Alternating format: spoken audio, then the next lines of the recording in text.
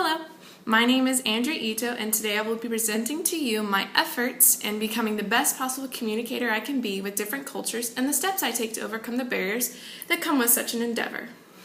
So my goal in this discussion is to go over why I believe it is important to be aware and open to intercultural communication and contact, and why I personally take communication with other cultures very seriously. So, one of the many gifts technology has given us recently, we are utilizing at this very moment. That's right, the power of instantaneous and smooth long-distance communication. Something that 50 years ago would have been unheard of is our reality today. And this has broadened our world in what I believe is in the most beautiful way. So allow me to go over some of the exposures to culture we have today, more than we ever did before. One of them being technology. The second that I believe exposes us to more intercultural exchanges is easy transportation. Next week I am going to Ukraine, 2 weeks from now I'm going to Ukraine, and I have a passport, and it's as easy as that. Visas are another thing, and they're more of a process, of course, but coming in and out of countries is getting easier and easier. This is exposing us to more and more people from all over the place, which I think is great. Another thing that exposes us to more cultures is our work environment, our school, our college. Your coworker could be from China, your classmate could be Sri Lankan. You know, there's so many cultures around us because this is America and we are the melting pot of many cultures, or maybe something else now, maybe a salad of varied sorts. Either way, it's awesome. This leads me into my second part, which is my personal experience with communication with different cultures. Just last year, I married a half Japanese man. His name is Justin Ito. Little did I know this would not only expose me to one culture, but another culture as well. His brother is married to a Madagascar girl. So we live here on campus. It's a tiny private Christian college, and over half the students are from different cultures all over the place. One of them being from Madagascar, which is a little complicated, his brother's sister. So she's Madagascar.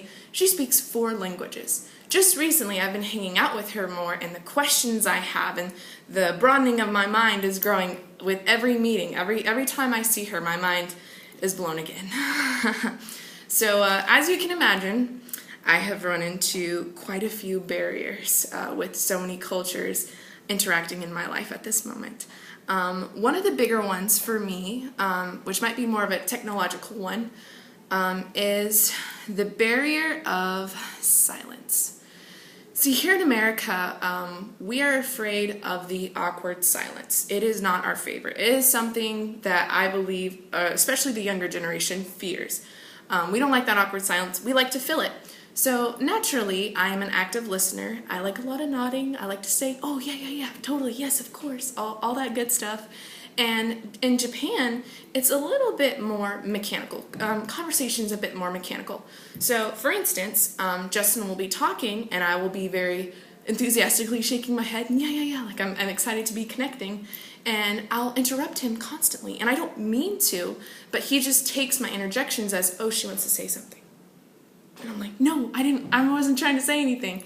So that's been a frustrating one, but that's just one of the many examples of the barriers that I've run into with my intercultural communication. Of course, I had to overcome some stereotyping. Not all Asians are good at math.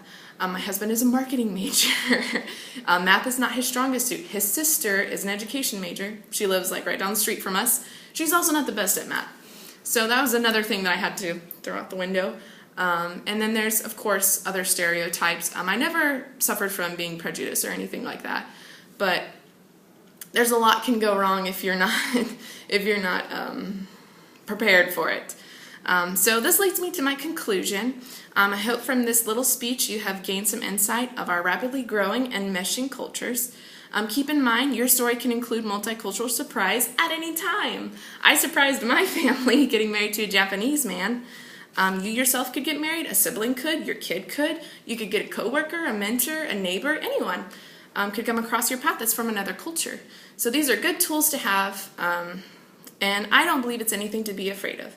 Cultures offer a different perspective and take on life, and it might be something you need. I definitely fit in Japan more than I fit in America.